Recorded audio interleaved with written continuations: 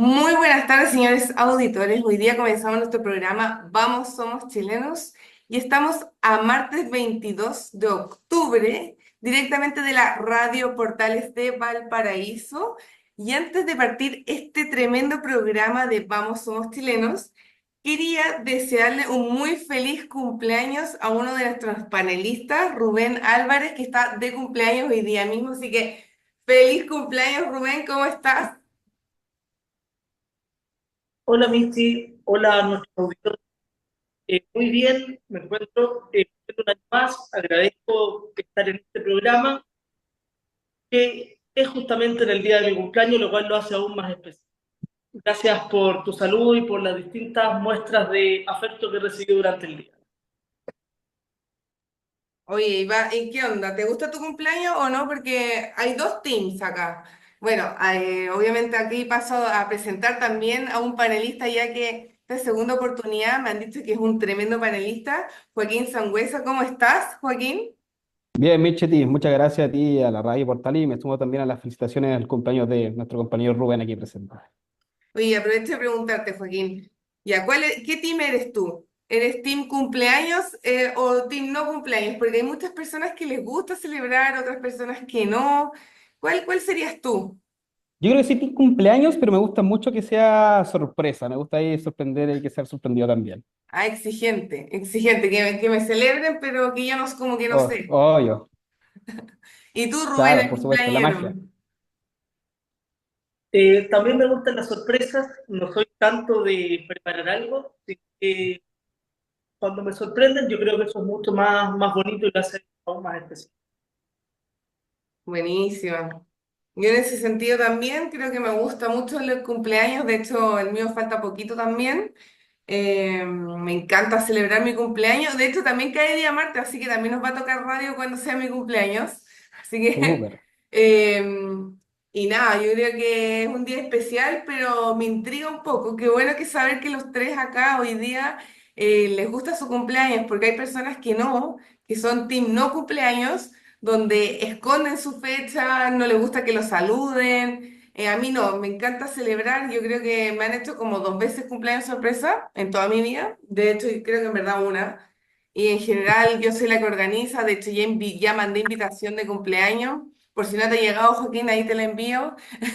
Bacán, voy, Pero voy. están los tres, están los dos invitados a mi fiesta, pero todavía queda, por si acaso. Pero nada, desearte un feliz cumpleaños. Oye, Rubén, ¿cuántos años cumpliste? Cuéntanos. 20 siempre, cada vez más cercano a No, ya, pero en serio, ¿cuántos años cumpliste? 28. 28. Está a Sí, punto de cambiar folio, está a punto de cambiar folio. Bien, bien. cada No, vez más cercano. y tú, Joaquín, tú eres el más pequeño acá de la camada. Sí, cumplí hace un par de meses los 23 años, Ah, ya, está centennial bien. totalmente. Perfecto. Nada, pues Rubén, desearte un feliz cumpleaños, espero que tengas un excelente año y nada, que todo lo que te comprometas, que todas tus metas este año se cumplan, yo creo que va a ser un excelente año para ti. Gracias, Misty. Gracias, Joaquín. Así que continuando con el programa, bueno, es- este programa es bastante interesante, yo creo. Yo creo que es algo que todavía va a seguir dando que hablar y por un largo tiempo. Lo que se vivió la semana pasada con el gobierno, un poco de todo, yo creo. Lamentablemente, uno de los subsecretarios mejor calificados, al nivel de que se consideraba hasta como un ministro, en ese sentido, uno de los pocos, en ese sentido, además del el momento cuando vivimos en pandemia, cuando estaba el gobierno de Sebastián Piñera, y se empezaron a conocer los roles de los subsecretarios por el tema Sí. directamente del COVID, y tenían que todos los días hablar constantemente, uno en general no conoce a los subsecretarios. En este caso también cabe destacar que es un subsecretario que obviamente se encarga de seguridad, que es un punto que hemos tocado constantemente acá en el programa porque seguimos teniendo muchos problemas de seguridad y es una subsecretaría bastante complicada que lleva varios tiempos teniendo complicaciones y nos aleja de esto, pero esto ya son temas personales. Lamentablemente son temas personales donde con ciertos desaciertos del gobierno se vuelven de gobierno, pero por los mismos hechos de desaciertos, porque al final el presidente nunca supo lo que estaba pasando, después tuvo una presentación, no supo hablar y, y nada, varios desaciertos del gobierno que dejan a entender lo que hemos siempre dicho como conclusión de que el gobierno no sabe lo que está haciendo, lamentablemente. Ya solo les queda un tercio de gobierno, ya estamos casi que terminando, se vienen las presidenciales pronto. De hecho, esta misma semana hay elecciones, el sábado y el domingo son 2 días de elecciones donde vamos a tener que votar por alcalde, por concejal, por gobernador y me falta uno, por core. Consejeros regionales, por consejeros regionales. Exacto. Es una semana bastante importante, yo creo que para el gobierno, y no solamente para el gobierno, sino para el país, donde este desacierto tan grande creo que implica muchas cosas. Ahí me gustaría saber qué opinan y darle paso al cumpleañeros con todo esto que está pasando, que estamos viviendo como país. Rubén. Bueno, el caso Monsalve, ¿no? Creo que la intención del gobierno, a priori, antes que esto estallara, era resguardarlo, mantenerlo en reserva hasta después de las elecciones, porque esto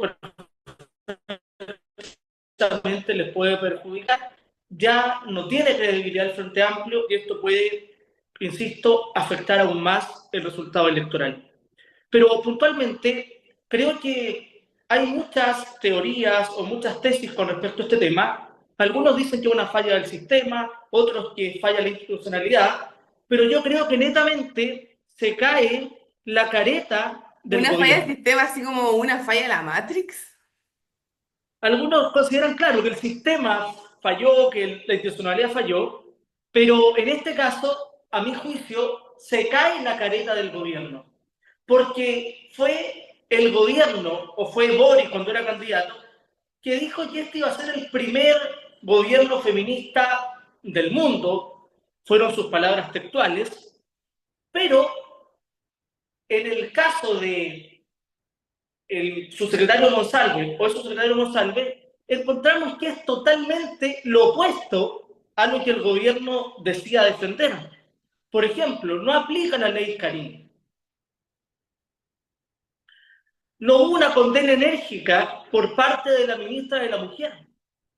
Si la ministra de la Mujer no condena de manera sólida, sin dobleces, este tema, ¿para qué sirve el Ministerio de la Mujer? Porque hubo un caso muy bullado, como fue el caso Macaya, que es totalmente inaceptable porque fue un delito.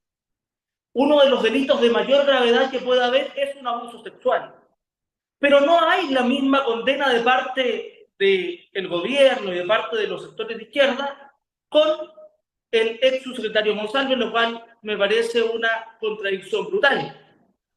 Pero no solo eso, el ministro, el ex subsecretario Monsalve, se le permitió viajar al Biobío supuestamente para reunirse con su familia, o ahora está la tesis de que se pudo haber reunido con la familia de la víctima. Y el transporte que usó está ahora siendo cuestionado, ya que posiblemente fue un avión de carabineros. Y 48 horas después de que el presidente Boric se entere de la acusación contra Monsalve, este se encontraba representando al gobierno en la presentación de presupuesto. Y la conferencia de prensa que dio el presidente Boric fue insólita. Mientras más daba explicaciones, más se enredaba.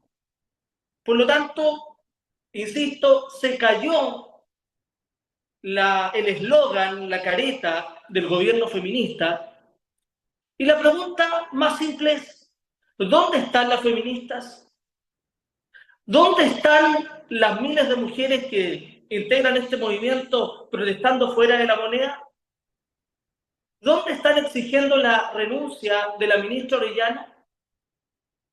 Si esto hubiera pasado en un gobierno de derecha, créanme que estarían protestando y que la ministra de la Mujer ya estaría fuera de su cargo.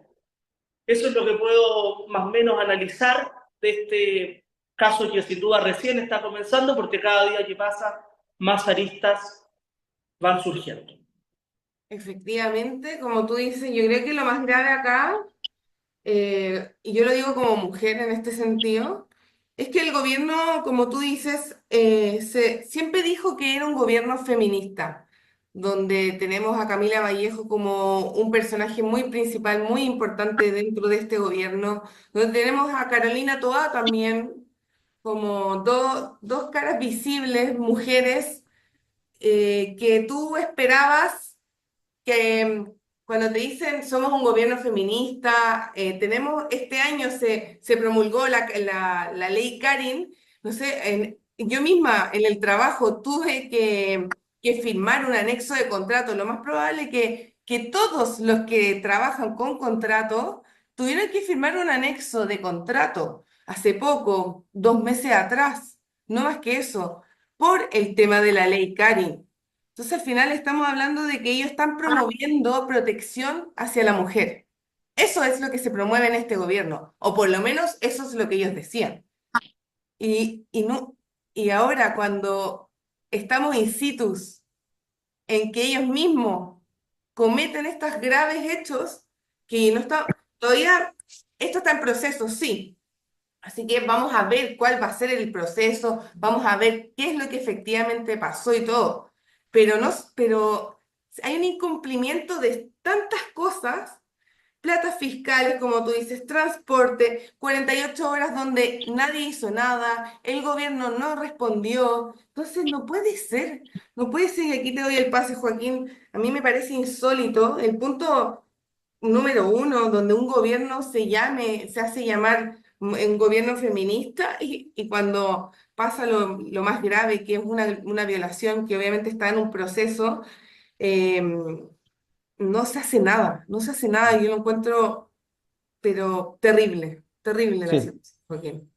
Sí, bueno, la verdad es vergonzoso y ha sido bastante bochornoso el actuar del gobierno en materia de lo que ha sido el caso Monsalve, y sobre todo por lo que decía Rubén, al final aquí hay una tremenda contradicción, hay yo creo una derrota en el proyecto político, en el relato que quería instalar el gobierno sobre el tema del feminismo. Recordemos que este es un gobierno que llegó haciendo cambios estructurales un poco en cuanto a cómo se venían haciendo las cosas en los gobiernos anteriores. Vimos el tema del gabinete paritario, luego la irrupción de primero de Isquia Siches, después de Carolina Toá, de Camila Vallejo, de darle cierta visibilidad a las mujeres, pero parece que cuando ellos incurren en errores propios respecto al trato hacia las mujeres, como que tratan de esconderlo. Y a mí una de las cosas que me parece bastante importante como querer definir y dar cuenta aquí es que el gobierno lo que quería parecer era esconder este tema, esconderlo hasta después de las elecciones, porque en el fondo el presidente se enteró esto el día martes, luego vimos el viaje que hizo Gonzalo el día miércoles a Concepción, y luego teníamos el día jueves tratando de defender las partidas presupuestarias frente a la Cámara de Diputados en el Ministerio del Interior. Y la verdad es que lo que uno se da cuenta ahí en el proceder de cómo se manejó esta crisis es que el gobierno quería al parecer esconder esto, mantenerlo escondido después de las elecciones. Y también hago un poco aquí el pase hacia atrás lo que fue el caso Convenio. Siempre me acuerdo que cuando instaló esto del caso Convenio con la salida de George Jackson en junio, esto el gobierno lo sabía hace muchos meses anteriores. Entonces no es ocioso pensar que el gobierno tiene esta dinámica instalada de querer ocultar las cosas hasta cuando los pillan en el fondo. Y que es lo que creo que ha ido pasando y que ha sido la dinámica de este gobierno durante estos 4 años que ha estado, bueno, estos 3 años en realidad que ha estado a cargo de la dinámica del país. Y también me pasa mucho también que siento que no se le ha querido tomar el peso propiamente tal. O sea, esto no, teníamos el gobierno hace un mes atrás firmando la ley Karen, y no, esto no pasó por la ley Karen tampoco. Y uno se da cuenta que al final todo lo que ha sido veniendo, procediendo, cómo se ha manejado este caso, se ha hecho desde una frivolidad increíble. Lo mismo que decía Rubén con el tema de esta inédita conferencia de prensa que hizo el presidente en Lampa, donde también vimos un maltrato, un abuso desde la figura presidencial hacia su jefa de prensa, hacia Nicole Vergara, que era la jefa de prensa del presidente, que fue la única persona que quiso querer salvar la situación en algún Efectivamente. momento, y fue muy maltratada por el presidente en 2 oportunidades. O sea, el presidente interrumpió su punto de prensa de 2 veces para dejar de muy mal vista a su jefa de prensa. Y bueno, lo que uno también ve aquí es un poco como que se degrada las figuras presidenciales, porque lo que nosotros vimos, y que es un poco como la minuta que quería instalar el oficialismo y la moneda, es que el presidente fue honesto, pero en cierto sentido lo que vimos del presidente ese día fue una forma de querer ponerse por delante el problema y llevar un poco la crisis de Monsalve hacia su propio escritorio.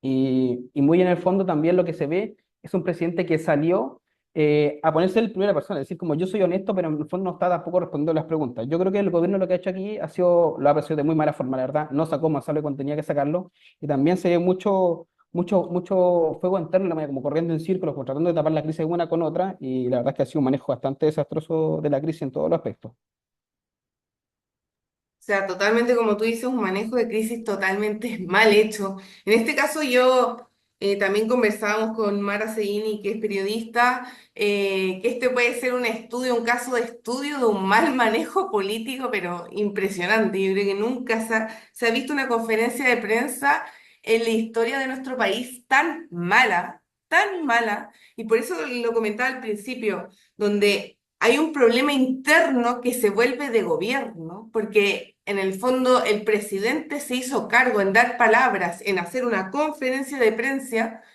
haciéndose cargo, intentando hacerse cargo de este problema, que es un problema gravísimo, convengamos, pero en el fondo lo que hizo fue empeorar toda la situación, fue meterle el dedo en la llaga sin entender, eh, sin comprender el meollo del problema, quizás, entendámoslo, esperemos que es así, efectivamente, que el presidente no tenía la información, no sabemos, o sí la tenía, o como tú dices, no están mintiendo, porque esto ya había pasado hace casi un mes. De hecho, ya con las fechas que estamos hablando, efectivamente, estamos a un mes de lo que pasó. Claro.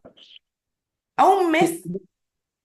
De hecho, a ver, también podemos evidenciar la falta de seriedad, porque cuando todo esto ocurrió, el presidente de la República estaba en Nueva York, en la Asamblea General de la ONU, Carolina estaba como vicepresidenta, y el que quedó a cargo del Ministerio del Interior como ministro subrogante era el subsecretario Monsalve.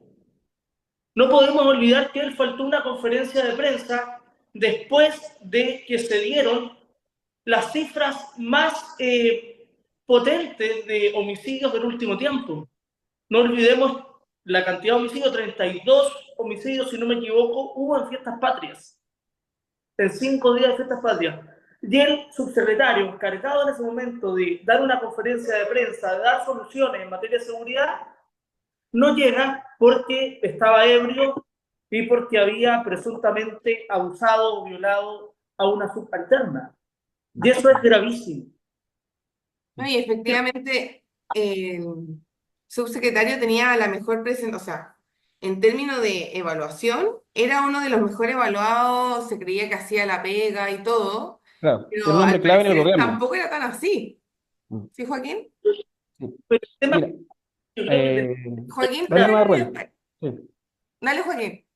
Ya. No, mira, a mí lo que me pasa es que hecho que un tema que no, se nos pasó, yo creo, era el hecho de también cómo se ocupan los problemas personales, como haciendo también un poco de abuso de autoridad, porque una cosa lo que pasó aquí también es que el subsecretario Monsalve revisó las cámaras de seguridad o mandó a funcionarios de la PDI a revisar las cámaras de seguridad del hotel donde había estado con la presunta, donde había cometido el presunto delito. Y en el fondo, lo que vimos también ayer, de hecho ayer salió un reportaje en Mega diciendo que incluso estos funcionarios de la PDI que fueron como a revisar las cámaras del hotel donde había estado Monsalve, fueron el día 11 de octubre, es decir, antes que se presentara la denuncia propiamente tal de la víctima, lo que nos da a entender a mí, y de hecho a muchas personas que incluso pueden o no compartir como sintonía con el gobierno, es en el fondo que uno ve a una autoridad haciendo uso de los recursos fiscales para fines propios, que es también otra de las cosas que se ha muy mal manejado en esta crisis y también que también le salpica la crisis también a la PDI. O sea, aquí hay una cuestión donde hay usando muchas instituciones, no solo el gobierno, Monsanto, sino también la PDI. Entonces, lo que uno ve en el fondo es que es un gobierno que no ha podido manejar ningún tipo de arista en el tema de la crisis, al final de cuentas, lo que le pasó a Monsalve y que costó su salida.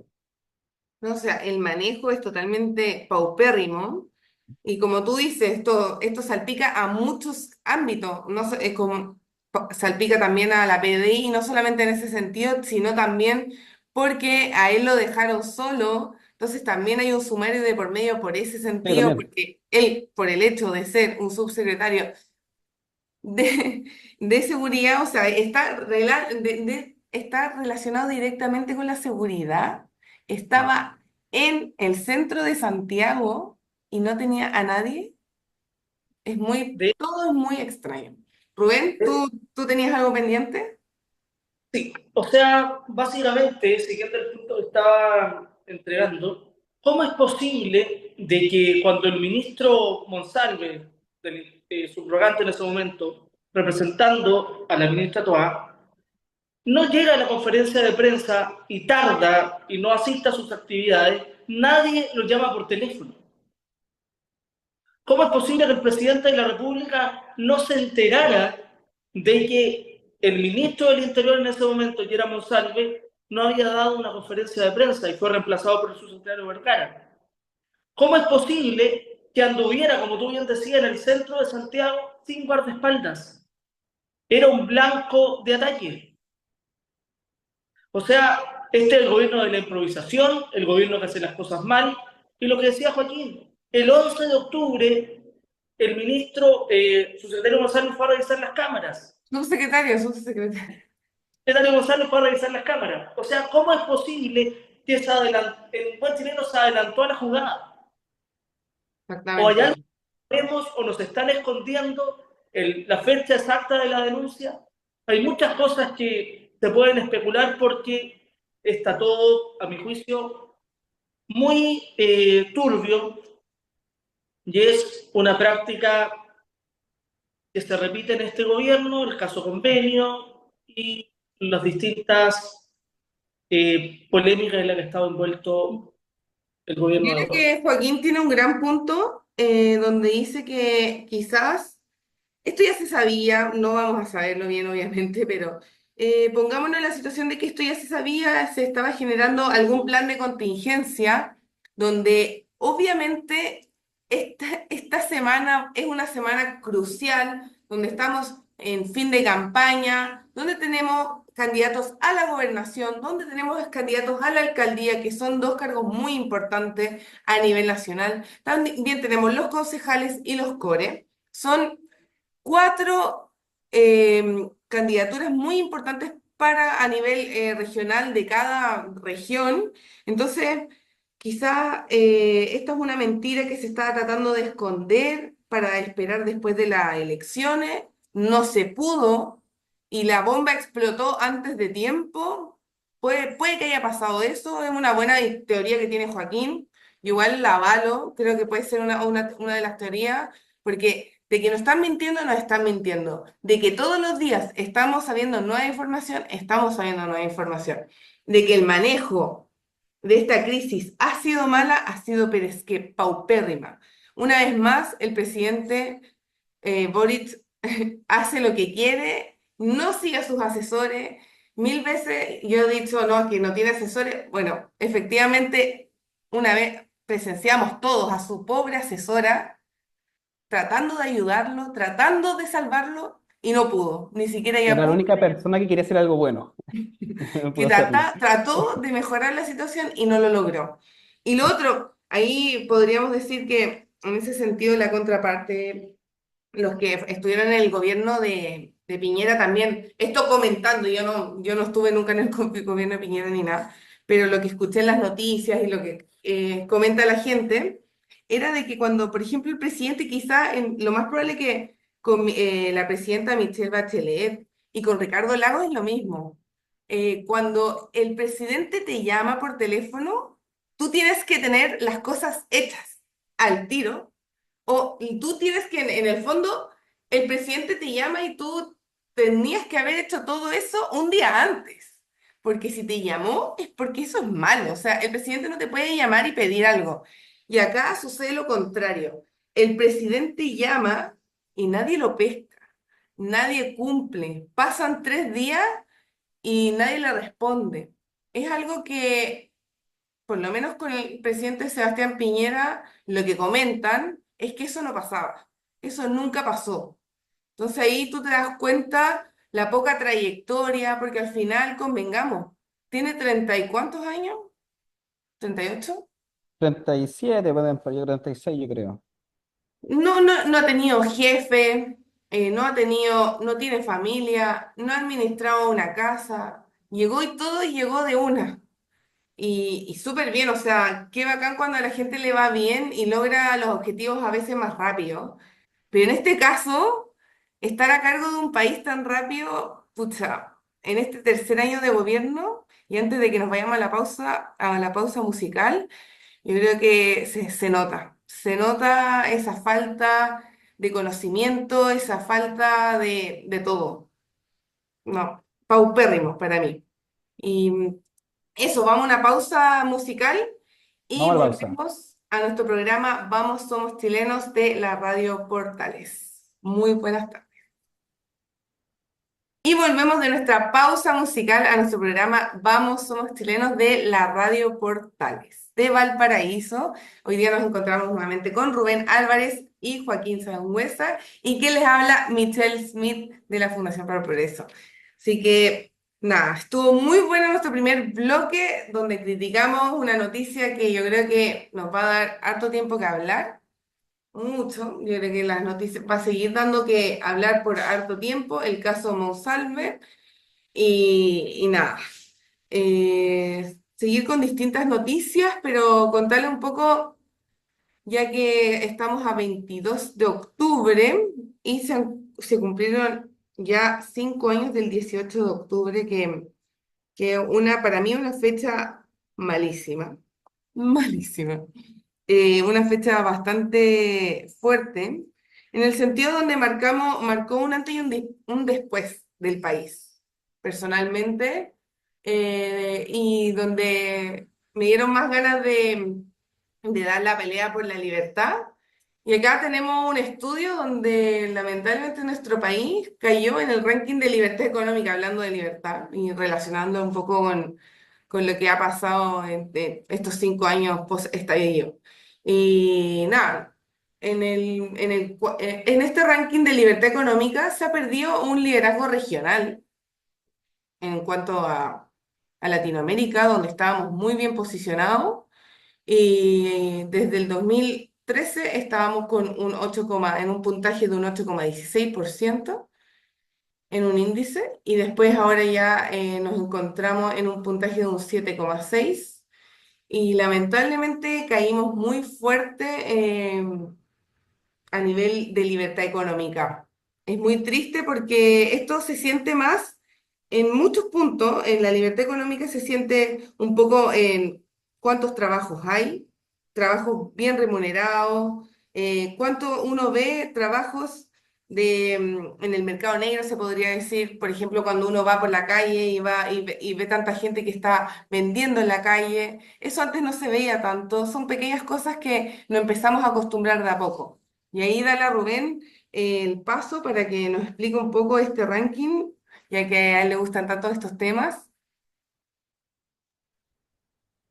Bueno, efectivamente, el tema económico es una de mis pasiones. Creo que vincular lo que es el periodismo, lo que es la información, con la economía es algo realmente súper importante. Bueno, Genial. contar un poco de que el contexto en el que se da esto es la publicación de los resultados de un estudio que hace el Fraser Institute de Canadá, y es un ranking a nivel mundial donde se evalúa el índice de la libertad económica de los países. Chile, hasta el año 2010, era la séptima economía más libre del mundo, la séptima economía, y ocupaba el lugar número uno, el puesto número uno en libertad económica. Hasta ese periodo, la libertad económica que teníamos hizo que la pobreza bajara del 40 al 5%. Pero actualmente nos encontramos en el puesto 39, en el lugar 39. Del séptimo lugar a nivel mundial pasamos al 39, eso es un fracaso absoluto. Las razones por las que hemos caído tanto en este índice se debe a las reformas que han desincentivado la innovación. ¿Cuándo partió la caída de Chile en el ámbito de la libertad económica?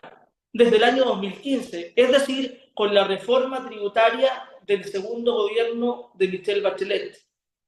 Y esto se acrecentó con el estallido social y sus consecuencias. Hay que decirlo, el estallido social es un día que debe ser recordado como un día nefasto, ya que destruyó el progreso de Chile. 30 años de desarrollo, de crecimiento, se fueron al tacho de la basura, y las consecuencias son inseguridad, desinversión también. Chile ya no es un país totalmente seguro para invertir.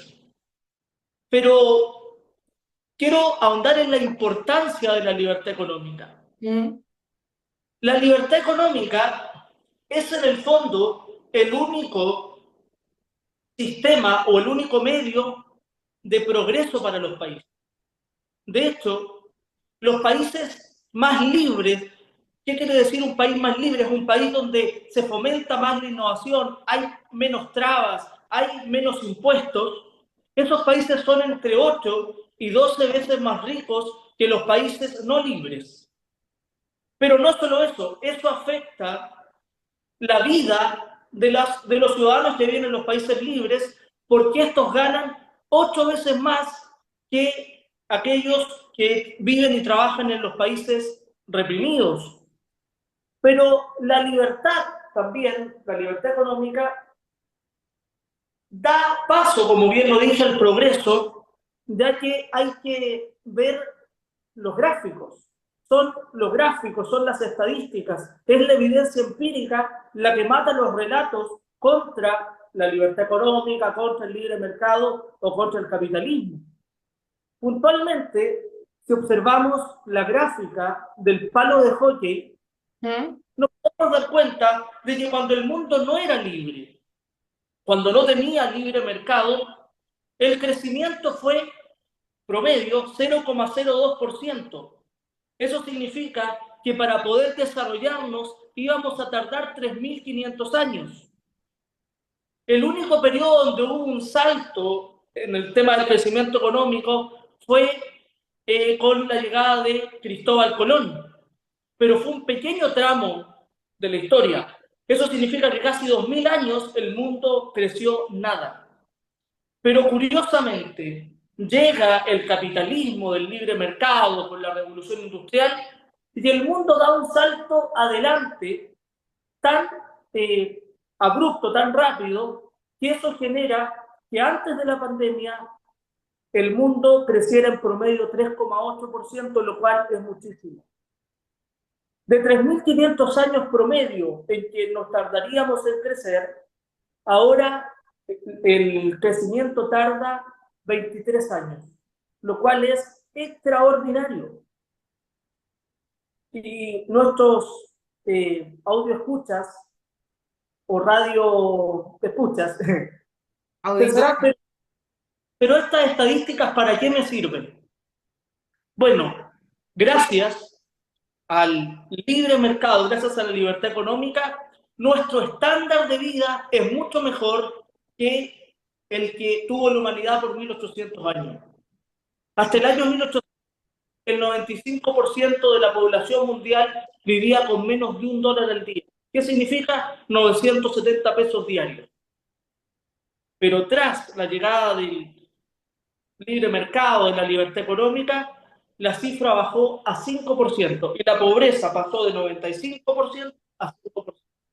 Bueno, Pero ahí ahora, Ahí va directamente relacionado con lo que tú comentas con la movilidad social un poco, que es claro, lo que muchos chilenos somos parte, donde lo más probable, por ejemplo, en mi caso, mi papá es el primer estudiante, o sea, el primer universitario, profesional universitario de la familia, y donde yo también tuve la oportunidad de poder ser universitaria y así. Y quizás hay gente de mi edad que le va a poder pagar eso a sus hijos o es la primera generación universitaria.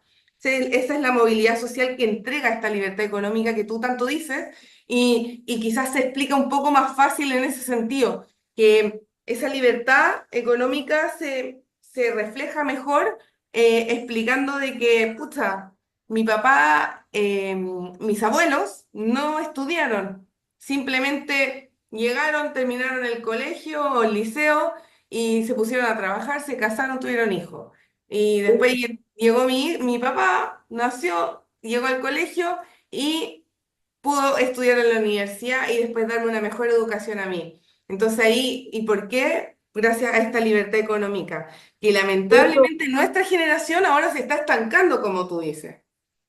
de hecho, Miti, Ese es el fue punto. gracias, de hecho fue gracias a que Chile adoptó el libre mercado que pasamos de los 80, que teníamos un 40% de pobres, al 5%, y eso significó movilidad social, mayores oportunidades, como nunca, por ejemplo, para estudiar. Por eso, mientras más libertad económica, más progreso y mejor calidad de vida tendremos todos. Porque, a ver, el capitalismo no beneficia a los empresarios. El capitalismo beneficia a las personas comunes y corrientes, ya que nos saca de la pobreza, pues es gracias a ese empresario que es un benefactor social y desarrollarnos. Joaquín, ¿y tú qué opinas al respecto? ¿Estás de acuerdo con todo lo que comenta Rubén? Esperemos que sí. Sí, sí, no, y le agradecemos a Rubén su facilidad para explicarnos todos estos temas que de repente son tan lejanos a la mayoría de las personas.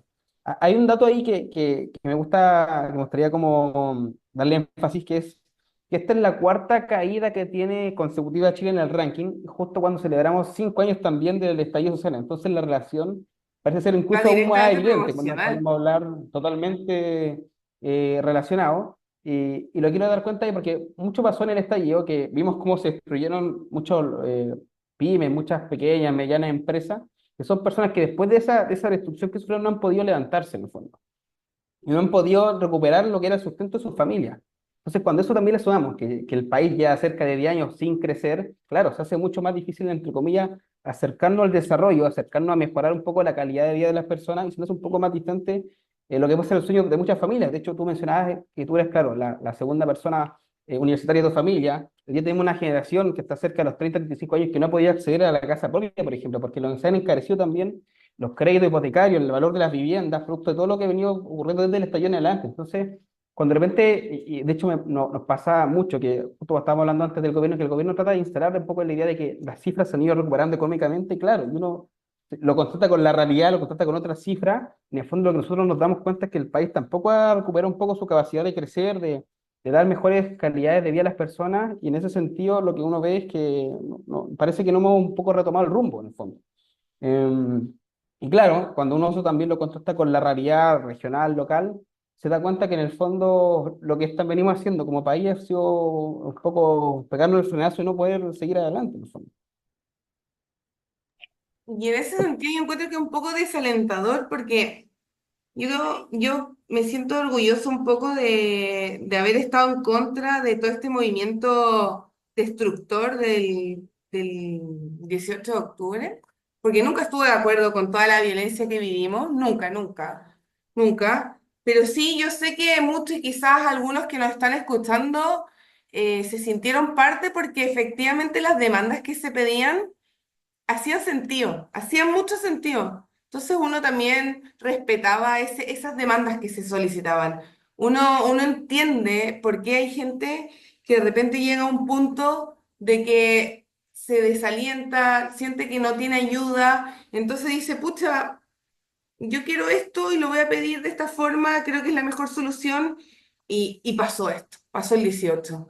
Pero al final, todo esto que pasó este gran movimiento, efectivamente han pasado 5 años donde, como Rubén hablaba mucho de datos duros, que son importantísimos, pero también podemos decir que en estos 5 años podemos ver estos datos duros que reflejan la realidad, pero nosotros también podemos ir a la calle y ver esos datos duros que se ven en la calle. Se ve que han pasado 5 años donde tú ves una diferencia, pero palpable. Acá en Valparaíso, especialmente, en la calle Condel, donde ya no sabemos qué hacer, no saben qué hacer las personas con las pymes, los locales.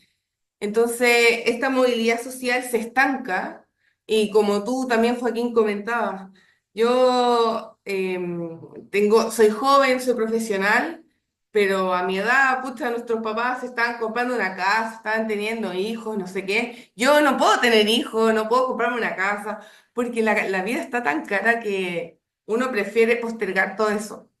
Uno prefiere postergar todo eso, porque si uno quiere seguir teniendo una vida bien, es mejor para qué gastar, para qué tener tantos gastos.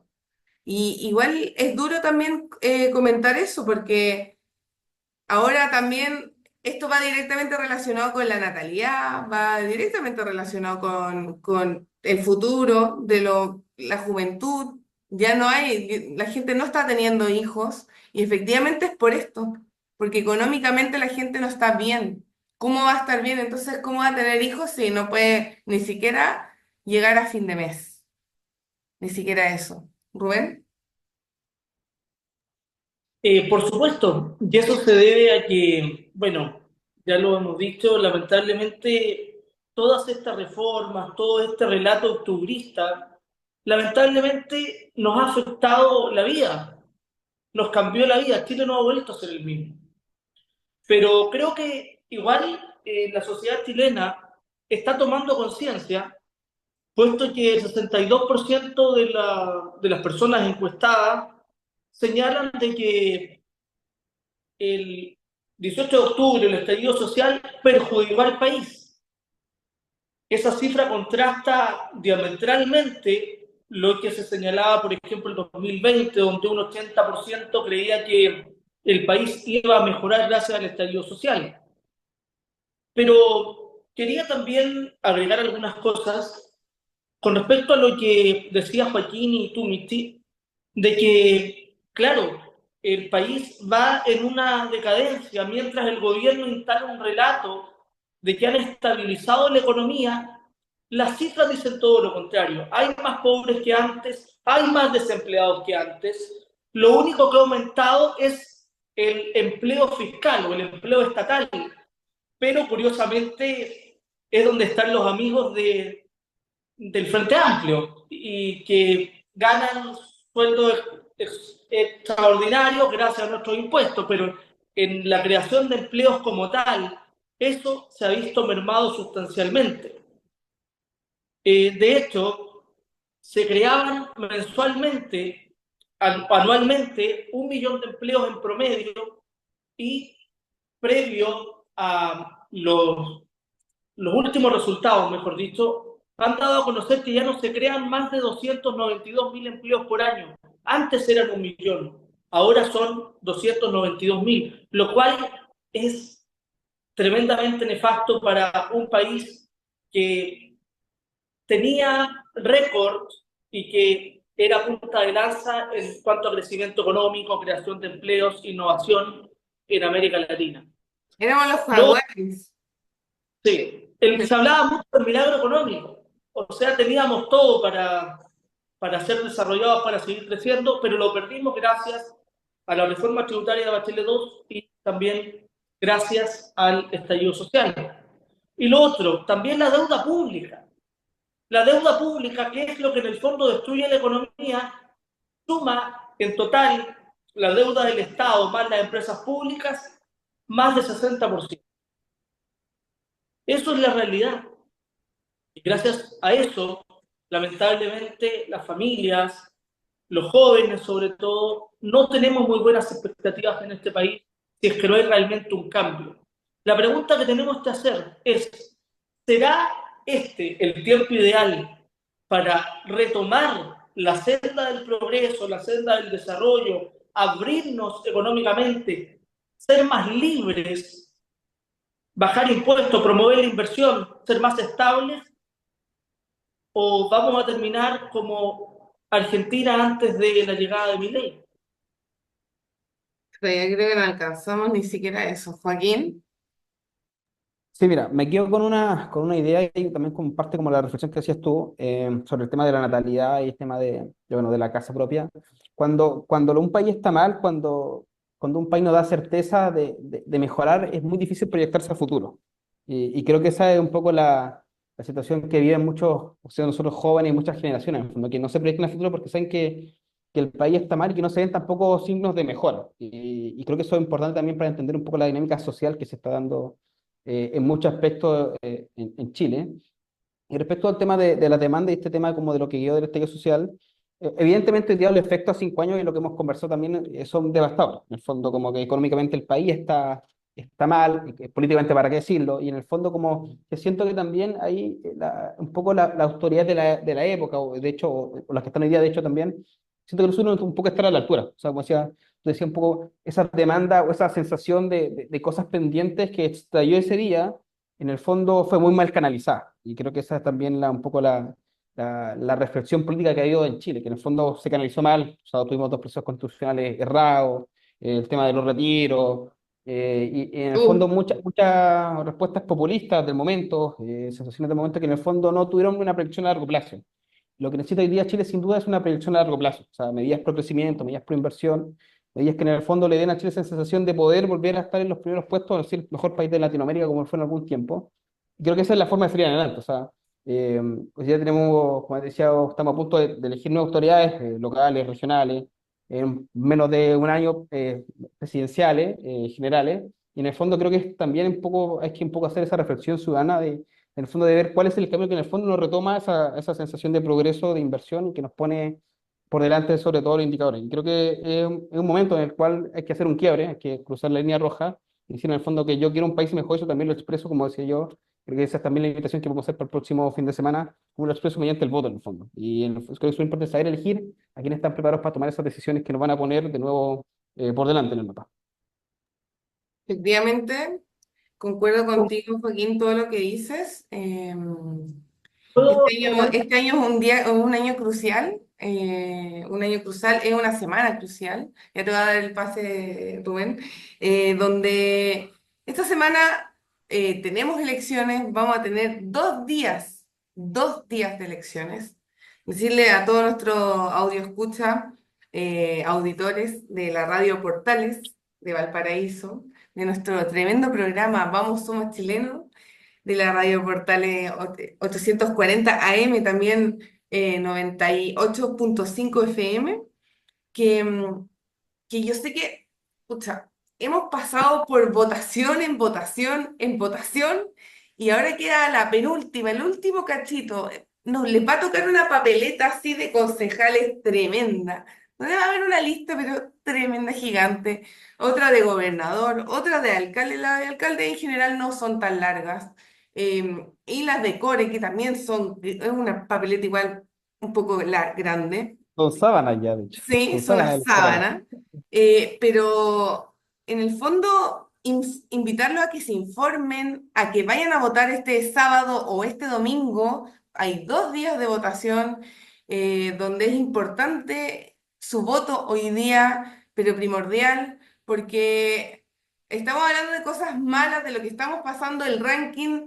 eh, el Rubén nos contó todos los datos duros de todo esto que estamos pasando después de 5 años y es muy lamentable, pero la única forma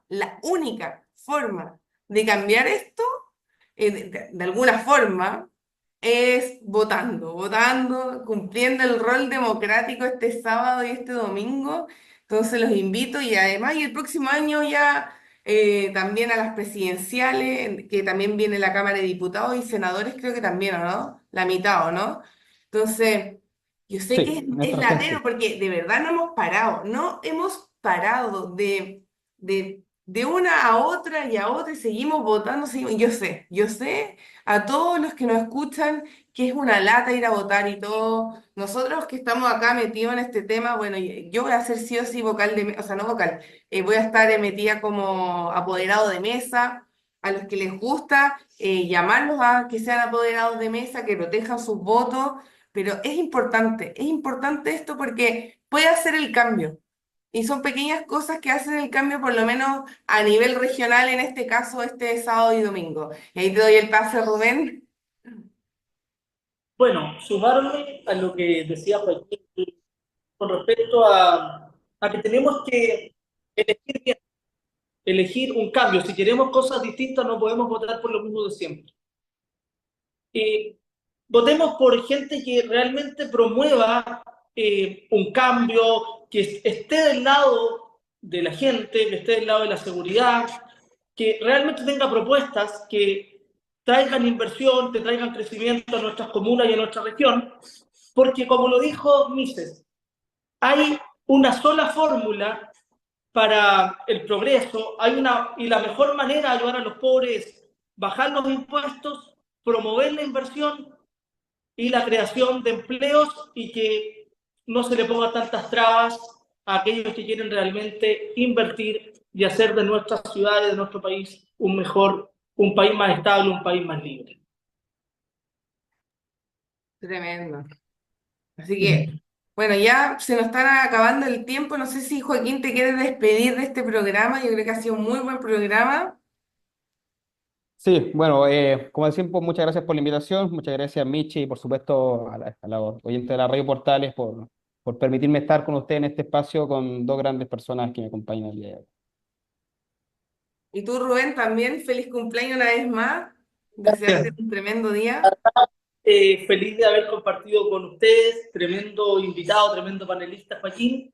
Y creo que este fin de semana todo puede pasar, tenemos un buen camino y tenemos que saber siempre con sabiduría.